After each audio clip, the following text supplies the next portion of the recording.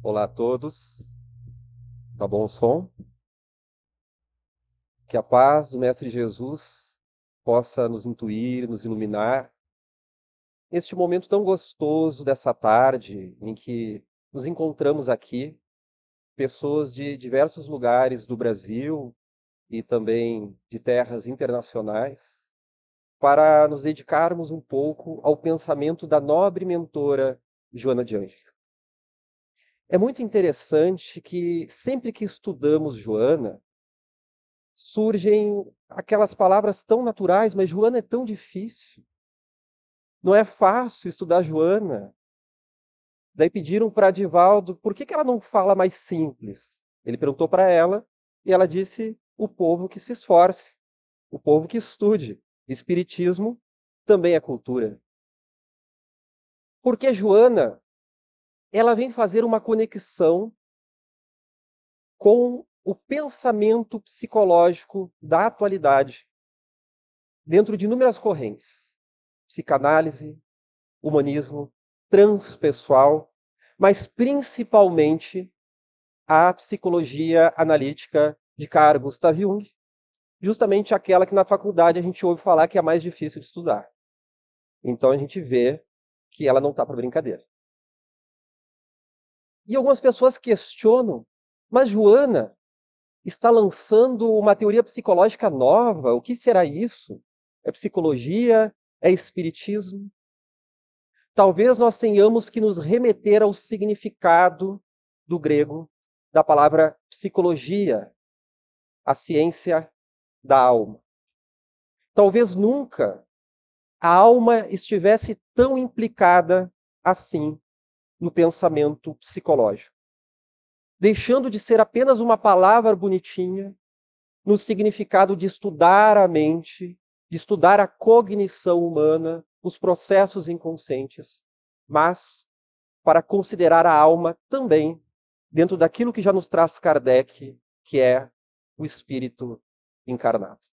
Porque justamente foi o codificador, em contato com os espíritos da falange do Consolador prometido, o espírito de verdade, que vem nos dizer que o espiritismo ele tem a missão histórica de um determinado momento da evolução da família humana, em que o conhecimento por trás do véu de Ísis, o conhecimento subjetivo, o conhecimento do invisível, que desde o início da humanidade é falado nas religiões, nas filosofias, nos cultos aborígenes, não há civilização que não seja calcada em alguma noção da vida após a morte.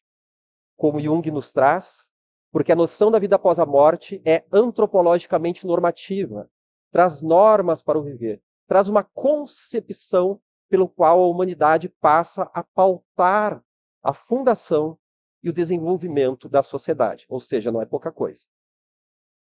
Então, é naquele momento de Kardec que o invisível se manifesta com maior veemência, embora sempre esteve presente na experiência humana.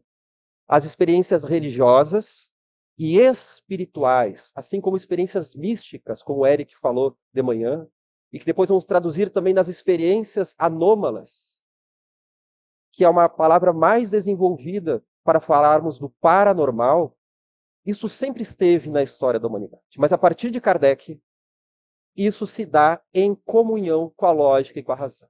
E os espíritos já traziam que o espiritismo tem a tarefa de se conectar com a ciência de seu tempo.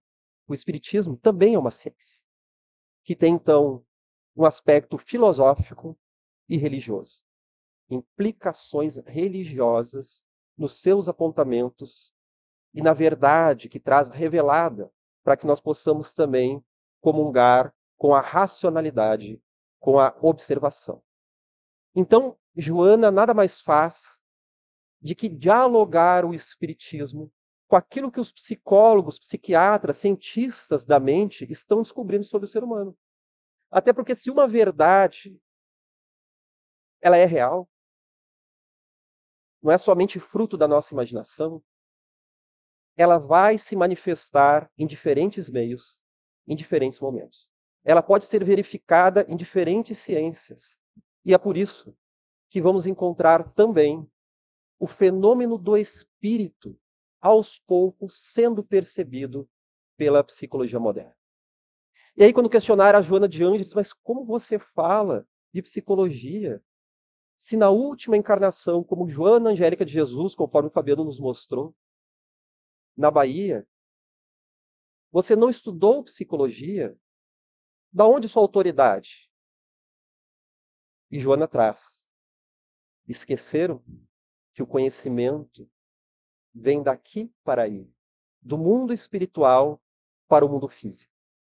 Justamente aquela noção de que todos os conhecimentos relevantes para a humanidade, sejam culturais, religiosos, filosóficos, eles são ensaiados no mundo espiritual para se manifestar na Terra.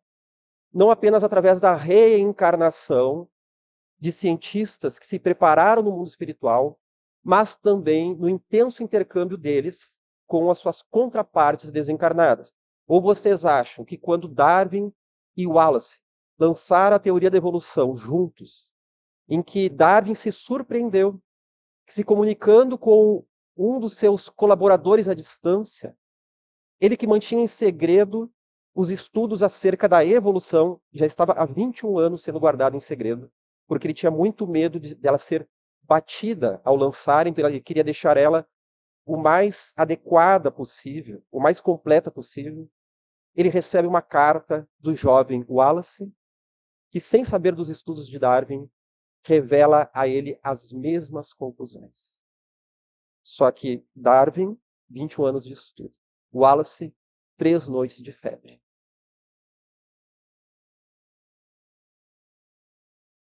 Deve ser por isso que o Wallace virou espírita depois.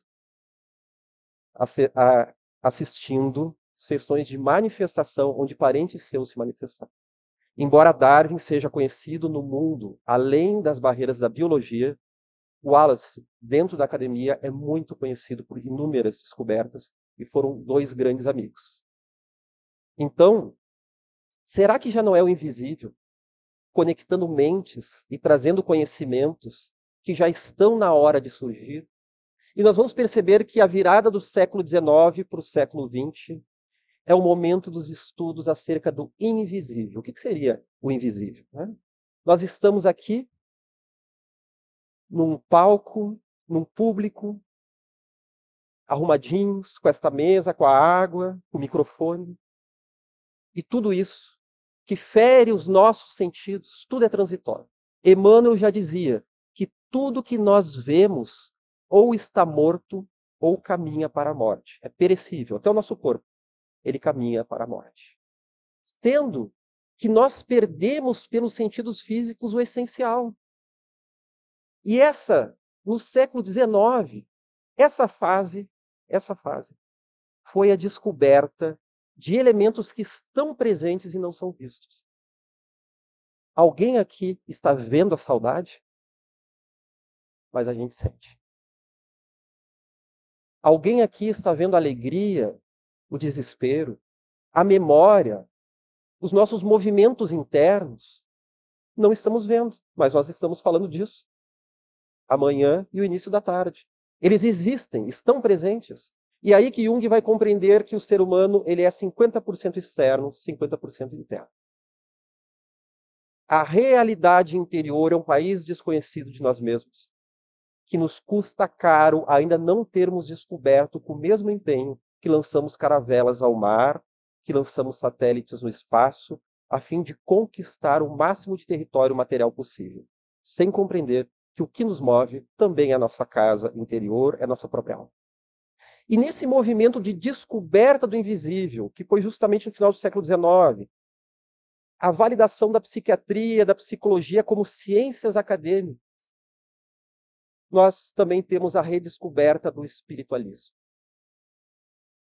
O Livro dos Espíritos, no século XIX, toda a contribuição de Kardec, o magnetismo de Mesmer, tantos outros elementos vão surgindo no século XIX para, a partir do XX, isso surgir com maior veemência. E nós vamos compreender isso na experiência de Jung, porque Jung na visão da mentora Joana de Ângeles, conforme está no livro de Ana Lande, lançado em 2014, uma biografia de Divaldo, Jung teria sido um daqueles psicólogos que na Terra foram assistidos por Joana de Ângeles. Que ela acompanhou, ela preparou a reencarnação dele. Ela assistiu uma série de psicólogos, e quando eles retornam, conforme Divaldo estava contando para a gente agora na Bahia, mês passado, quando eles retornam, Joana auxilia eles a fazerem um apanhado do que eles realizaram. E Jung teve muito sucesso na sua psicologia profunda. Não apenas ele colaborou com Freud em determinado momento, como também lançou a sua própria psicologia, se tornando um grande pensador, além de um grande psicólogo. E nesse processo, ele não apenas descobriu o inconsciente coletivo, os arquétipos, os aspectos saudáveis da psicologia do ser, que é uma coisa que destoa com muitas outras psicologias que tem por aí, que muitas vezes tratam mais do adoecimento, ou não tem aqueles testes, né, projetivos que a gente vê assim, sujeito desenhou a casinha, não tem chaminé, é problema. E se tem, é outro problema. Na porta, tem maçaneta, é problema. Não tem maçaneta, é outro problema. Peraí, mas se isso está em distonia, não existe o sujeito também vivendo essas mesmas experiências num caráter virtuoso? E Jung, então, foi um dos pioneiros na descoberta dos aspectos positivos do ser. Ele vai falar da religiosidade, da espiritualidade, e ele, segundo Joana nos traz no livro Em Busca da Verdade, ela vai nos trazer que Jung tinha a sua missão não igual a de Kardec. Tinha a sua missão de penetrar no inconsciente profundo do ser humano. Porém, ele teria um ponto final a chegar na sua psicologia, que esse ponto se chama a reencarnação. Segundo Divaldo revela, e depois isso foi descoberto por historiadores como Sono Shanasani, que é um dos principais historiadores em Jung, que é o mesmo editor do Livro Vermelho, embora Jung fale de reencarnação na sua obra, embora nós tenhamos diferentes visões sobre a mediunidade dentro dos seus textos acadêmicos, não ficou revelado para o mundo a última visão, a derradeira visão que ele tinha sobre a mediunidade e sobre a reencarnação. E Sono Shanasani nos fala de forma bem clara que Jung acreditava na reencarnação. Porém, nos seus escritos, nas suas cartas, nos protocolos dos livros negros, que estão, então, ali, vocês podem procurar isso na Biblioteca do Congresso de Washington. Quem procurar me manda foto, tá? Nesses documentos que estão lá, não estão na internet, porque eu já procurei, né? Ele revela nas suas cartas que ele tinha provas da reencarnação somente para si mesmo e não para a coletividade. O que a gente entende da coletividade, pessoal? Ele não tinha provas científicas. Ele não tinha provas que pudessem ser reproduzidas em laboratório. Ele tinha uma série de experiências espirituais com sonhos, com a sua própria mediunidade, e que ele relatava que sentia a presença da sua esposa, já àquela altura, no início dos anos 60, já desencarnada, que ele a sentia muito longe, em uma esfera muito elevada. E já a sua colaboradora, Toni Wolff, ele a percebia nas redondezas, e que, diferente de Emma Jung, que estava mais alta, Toni Wolff estava por perto, se preparando para reencarnar, porque ela tinha deixado elementos para trás, e a reencarnação para ela representaria um tremendo insight, um tremendo ganho de consciência. Então aí ele fala das suas percepções acerca da reencarnação. Então, Divaldo nos trouxe nessa conversa, né, nesse café que tomou conosco lá, que Joana, fazendo esse apanhado, tratou de puxar as orelhas de Jung, né, acerca deste elemento da reencarnação que ele não revelou. E que ele ficou muito culpado, ele ficou muito arrependido, e por isso, né, ele estaria se preparando para reencarnar dentro em breve, justamente para completar este elemento da reencarnação, né? Eu já não abro mais vaga lá em casa, nós abrimos 2, Jung não quis vir, eu não posso fazer nada, né? Eu perguntei para o Divaldo, Divaldo, tu pode me dizer se o Jung ele vai comer acarajé ou vai tomar chimarrão? Daí ele disse que os dois, daí complicou, né? a nossa investigação não está dando muito certo, né? Então lá em casa só tinha 2 vagas e tinha umas outras lá, mas que entrou o gato que fala italiano, que a Michelle falou de manhã, né? Até o gato já está xingando italiano, vocês viram isso, né? Então, pessoal, nós temos aí um elemento muito importante. Claro que não vamos julgar se Jung deixou ou fez, né? Em 2014, Divaldo falou para mim, quando eu perguntei ele, bem impertinente, né? Perguntei a ele justamente sobre a reencarnação de Jung, e ele falou que Jung foi aquele ferreiro suíço habilidoso que preparou uma faca adornada e não a apresentou. Diferente de Freud, que não chegou na reencarnação, embora Freud tenha até servido de médium nos anos 20, conforme as suas biografias. Jung chegou na reencarnação e não a apresentou. Mas é porque agora nós podemos mergulhar em um Jung um tanto desconhecido, principalmente através de 2 livros, de 2 obras, que ainda não são tão conhecidas no meio espírita, porque são obras muito específicas de Jung e da sua biografia. O livro vermelho, que foi aquilo que Jung chamou como um exercício consigo mesmo, o confronto com o próprio inconsciente, em que ele fez exercícios de visualização ativa, de escrita direta. Você sabe o que é escrita direta? Alguém vai dizer, sim, direto que eu estou escrevendo. Não é isso, tá, pessoal? Escrita direta é o nome utilizado no final do século XIX e início do século XX para psicografia. Então, Jung começou a fazer exercícios de psicografia, conforme já estava sendo conhecido entre filósofos, espiritualistas e escritores. Uns trazendo a ideia do contato com o mundo espiritual, uns do contato com o inconsciente, mas era uma forma de dar vazão às forças da alma.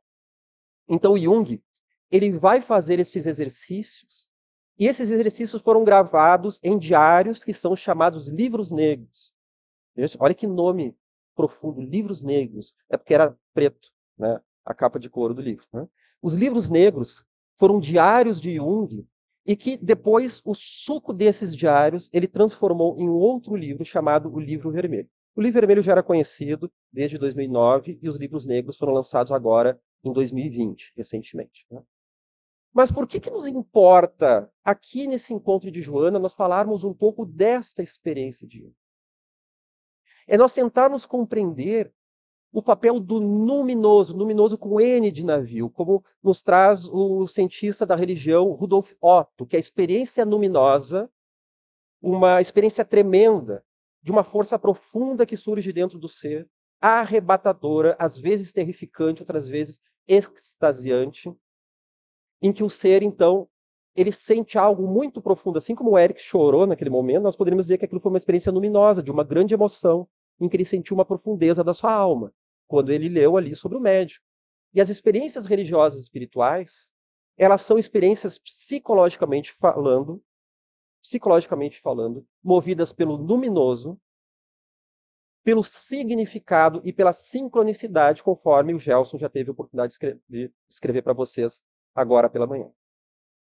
E dentro destas experiências, nós vamos ver que Jung, ele chegou em determinado momento que a personalidade dele não aguentava mais. É por isso que nós temos que entender o papel da experiência anômala, antigamente chamada de paranormal, na vida de um indivíduo e na sua transformação.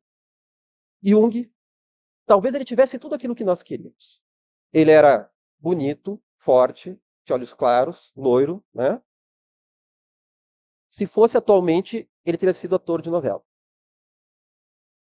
Rico, muito rico. Aos 38 anos, ele já era um pensador conhecido no mundo, um dos maiores pensadores do mundo. Apesar de algumas pessoas achar que ele foi discípulo do Freud, inicialmente ele tornou Freud famoso. Ele levou Freud para dentro da faculdade. Pessoas do mundo inteiro iam para a Suíça se tratar, então, com esse mestre da psique. Pessoas muito ricas, como os Rockefeller, que era uma família muito rica dos Estados Unidos, industriais. Ele era o campeão do mundo. Primeiro presidente da Associação Psicanalítica Internacional. Chegou um momento que ele foi sendo tomado por uma angústia, por um atordoamento, por um vazio existencial de tal forma que ele não suportava mais ir adiante. Não era apenas a depressão. É aquilo que é chamado de perda da alma, perda de significado da vida, vazio existencial, angústia profunda. Tem elementos, claro, vinculados à depressão, essa grande confusão mental que a pessoa entra. A sua persona vai, de alguma forma, se tornando inapropriada e não já havia mais sentido. Ele via que o herói do mundo precisava morrer. Ele começou a ser invadido por sonhos, como, por exemplo, o sonho em que ele mata Siegfried, que era um dos heróis da mitologia nórdica, e ele acorda com uma culpa tremenda, pensando que ele precisava solucionar a morte do herói. E depois ele vai compreender que aquele herói que ele matou era ele, o herói do mundo, o herói dos títulos. Bom, ele almoçava com Einstein, né? Então vejamos assim que ele tinha uma turma, ele estava naquele caldo dos grandes pensadores desta época. E ele vai sendo tomado por essa angústia profunda e ele começa também a ser visitado por visões. Ele, psiquiatra renomado, colega de Eugen Bleuler, aquele que cunhou o termo esquizofrenia, ele tinha noção de que isso poderia estar significando um enlouquecimento iminente. Mas logo ele vai dar-se conta que aquelas visões que ele começou a ter, como um banho de sangue que tomava a Europa, e ele ficava por 1, 2 horas vendo esse banho de sangue, tendo visões, que nós estamos estudando para tentar entender que tipo de visões são essas, se eram visões de cunho visual, se era uma imagem mental, seria uma clarividência, seria então uma mediunidade mental, como Kardec chama. Ele era tomado por essas visões, ele começou a achar que estava enlouquecendo. Mas aí ele vai compreender, porque isso começou principalmente em 1913. Em 1914, com o estouro da Primeira Guerra Mundial, ele compreende que ele estava percebendo o enlouquecimento coletivo. Inclusive, quando ele tem cenas viajando de avião que ele olha o mar e o mar está banhado de sangue. Ele vê referências aos sonhos que ele teve e às visões que ele teve, inclusive. E aí ele começa a compreender que ele estava sendo invadido, sim, por uma loucura, mas não era uma loucura pessoal, era uma loucura coletiva.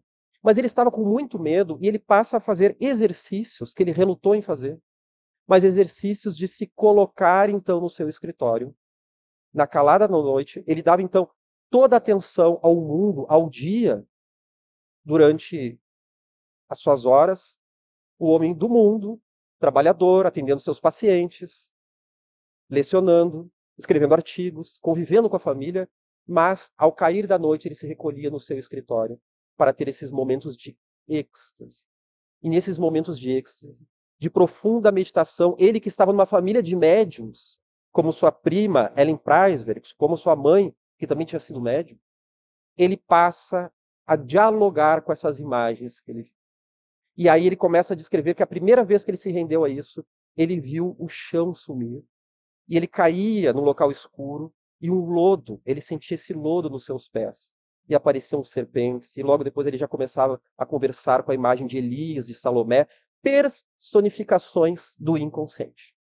Personificações de arquétipos, porque em entrar em contato com esses arquétipos, ele vai começando a reconhecer camadas do seu psiquismo e camadas do que nos constitui como seres humanos. Já é um passo em direção ao inconsciente coletivo. Mas não apenas. O nosso grande levantamento, tanto em relação aos livros negros, que é esse preparo para o que depois vem no livro vermelho, a nossa grande questão é o quanto Jung não estava também tendo uma experiência mediúnica espiritual. Conforme Divaldo nos fala que não era Joana que não conseguia resistir aos encantos de Jung na sua beleza. Era Jung que não resistia aos encantos de Joana de Ângeles, pois ele a sentia na sua intuição. Porque ele começa a descrever, então, essas personificações que iam conversando com ele, como, por exemplo, a presença de Philemon, que nada mais é do que um velho sábio, muito semelhante à personificação do self, do arquétipo do arquivelho, do velho sábio, que caminhava com ele no jardim.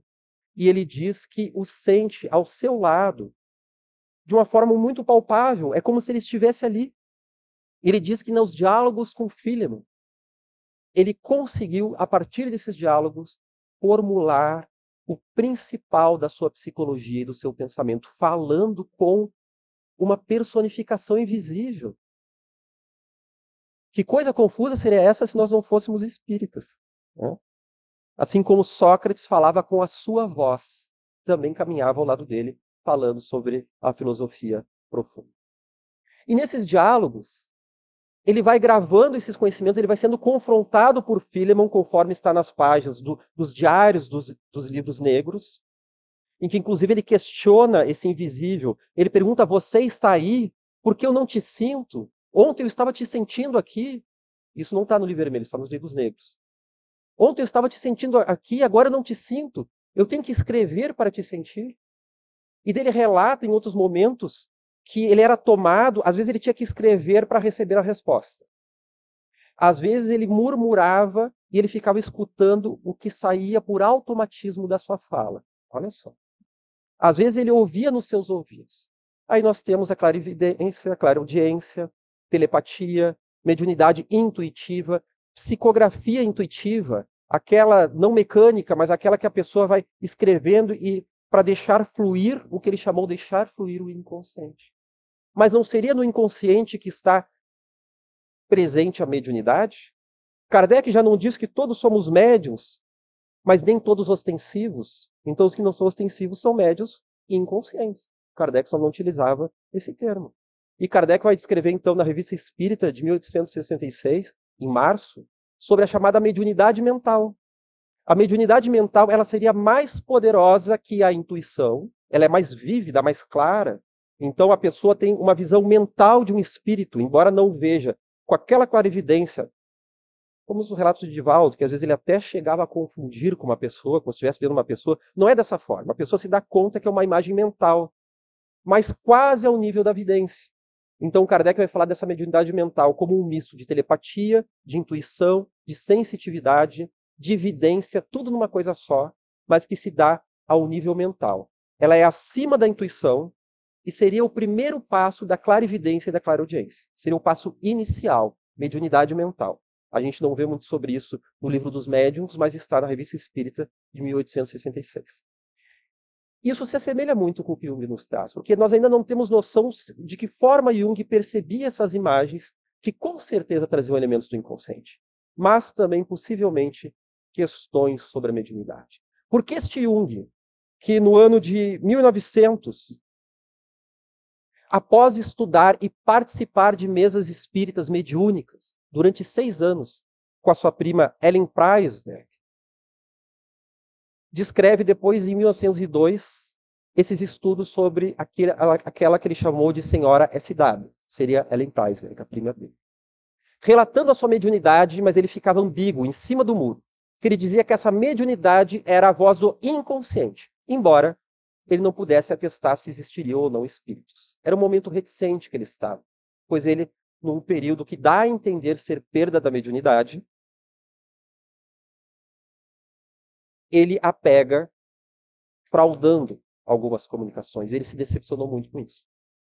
Mas logo em seguida ele passa por outras visões. Em 1935, ele relata a mediunidade como verdadeira no sentido de uma experiência saudável do inconsciente se manifestando, levando a individuação à integração da personalidade. Para depois falar da mediunidade como algo real, a presença de espíritos.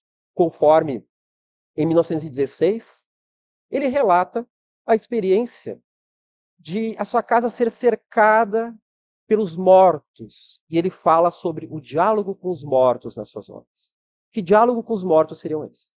Nessa experiência, uma experiência bem legal, durante muitas noites, ele sentiu uma multidão de espíritos batendo as portas da casa dele, incomodando a família, porque quando ele os questionou no seu escritório de noite, ele ouviu um coro que dizia: nós somos as almas que foram a Jerusalém e não encontramos paz. Não encontramos o que buscávamos. E essa loucura na sua casa, esse pandemônio, só descansa depois que ele escreve um sermão a eles, chamado 7 Sermões aos Mortos, em que durante 3 noites ele deixou fluir o inconsciente, através da escrita direta, ou seja, psicografia, e depois assinou como Basílides, que seria um gnóstico do século III. Ele não assinou como Jung. Então nós vemos que Jung começou a ter essas experiências espirituais. Temos outros relatos quando desencarna um amigo seu, Richard Wilhelm, um sinólogo famoso, estudioso da China, em outro país. Ele desencarna e naquela noite ele vê um chinês que se debruça sobre ele e fala então, anuncia a morte do amigo, o que ele fica sabendo apenas 3 dias depois. E tem uma série de outras experiências que aqui nós não vamos ter tempo de falar. Mas o mais importante é que a partir disso, ele vai colocar nos livros negros, e que depois ele traduziu para o livro vermelho, uma série então de experiências acerca desses diálogos, deste contato, em que ele vai relativizar muitas vezes as forças do nosso eu, do nosso ego, porque ele entrava em contato com aquilo que ele chamou do espírito da verdade. Desculpa, o espírito da profundeza. O espírito da verdade é o que estou pensando, tá? O espírito da profundeza. Que enquanto o espírito da época, que é o caldo cultural de uma época, o Zeitgeist, o espírito da época falava dos ganhos do mundo, o espírito da profundeza o confrontava com uma outra missão. Ele começa os livros negros falando: que missão é essa que eu tenho que fazer? Você me cobra. Ele falando com o invisível: você me cobra de uma missão, mas eu não sei nem que missão é essa e você quer que eu execute? Seria a missão de se submeter ao ridículo do mundo para buscar os caminhos da alma. Vejamos o que o Fabiano disse antes, né? Nós estamos no mundo das aparências. O que é, não é. E o que não é, é.